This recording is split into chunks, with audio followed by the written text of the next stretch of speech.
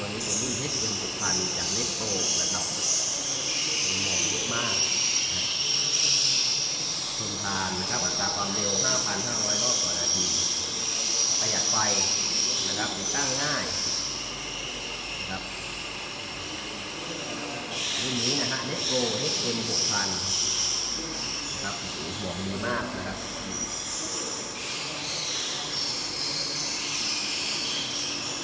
เหมาะสำหรับบ้านรถและที่ต้องการความชื้นนะครับ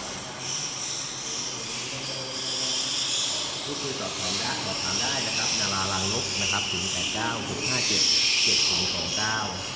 ขอบคุณครับ